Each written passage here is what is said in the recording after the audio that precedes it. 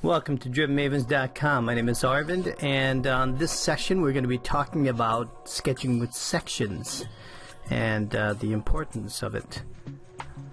Now, previously we did have, there is a video out there that I had created with sketching with sections that kind of briefly went through a quick illustration that I had done of a quick concept. Nothing big. I think you can search for it on our YouTube channel. Once again, what I'm doing is working on a Fujitsu tablet PC. It's a 5010, I think it's a T5010, something like that. I typically switch back and forth between analog and digital. It's always a good thing to keep your skills fresh.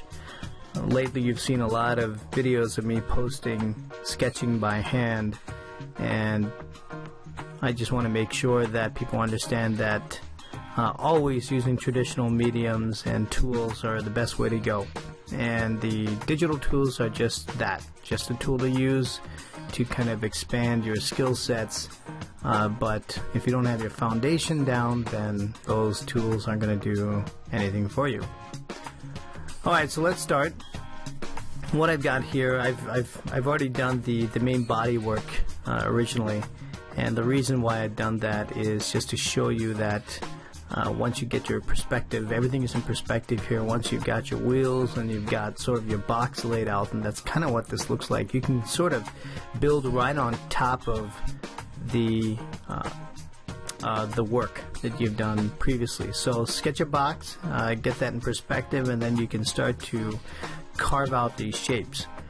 Now, when you're carving shapes out, it is very important for you to understand that those shapes have to be defined in some way. When you start working with sections, those sections help to define the form that you're trying to generate. Whether that's whether you're doing that with a digital painting, or whether you actually got some clay yourself and start to carve out the clay to reveal the shapes and the forms that you're interested in making into 3D. So what I've got here is I'm just going through the motions of, I don't really know what it is that I want yet, which is why I'm going through this exercise, and that's all this is. It's just an exercise. You want to experiment a little, and one of the other things you can do as you exercise or go through this process is to create more underlays, which I have another video also, which is how to create underlays. And that's essentially meaning that you take a drawing that you may have worked on, and then you put that, put a translucent sheet on top of that, and then you start to create different concepts off of that drawing. So you don't have to redo your perspective or do any of that stuff all over again. Now that's handy when you're pretty proficient at drawing in the first place, but if you're not, then you don't want to replicate a drawing that has bad perspective, which is why we always get down to the basics. Alright, so what we got here is I've got a headlamp that I'm just defining. So notice how I just kind of add those corners. I'm just going to shade this in a little bit, add a little bit of value to kind of give it the shape distinction or distinct shape here in through that section. And then I'm just creating another section, and as I create that, you see that there's a little bit of a protrusion. Now I've got to add that surface through there. Of course, that's just one section at that particular area. I can do anything I want before and after that. This is just the triangular shape that I ended up coming up with. Then we're moving on to the fog lamp area. We add some details there. Nothing big, just add a little shade, a little bit of value.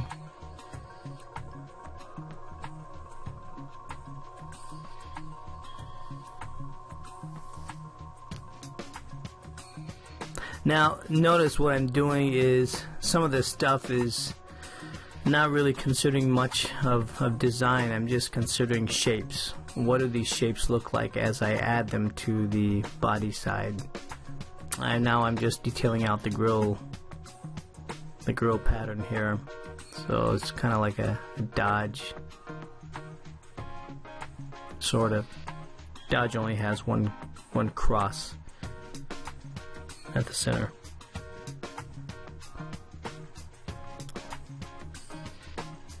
Okay, so this one is looking somewhat decent. Now, since I've got a little bit of that chamfer right at the grill, I've got to join that as you're seeing me do here, and then I'm just going to bring that surface detail from the headlamps and take that to the rear, and then we'll define that section. I just got to darken my lines here, so now I've kind of created a little bit of a shoulder for that headlamp surface.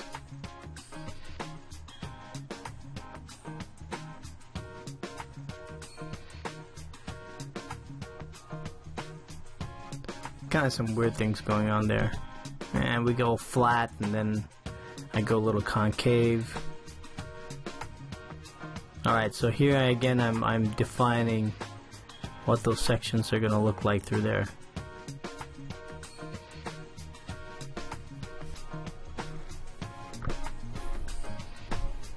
Alright, once again I'm going to just define the section right through the door panel area. Now I've got a little character surface right here at the bottom.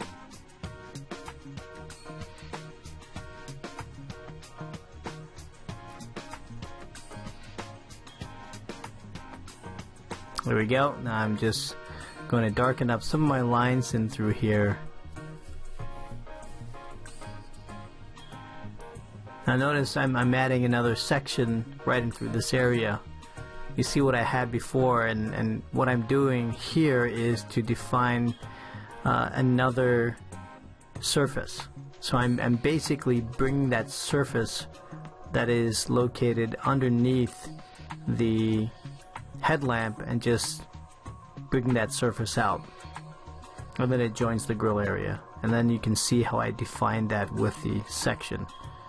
So anyway, I hope you found this useful, and we'll see you here next time. DrivenMavens.com. Have a good one.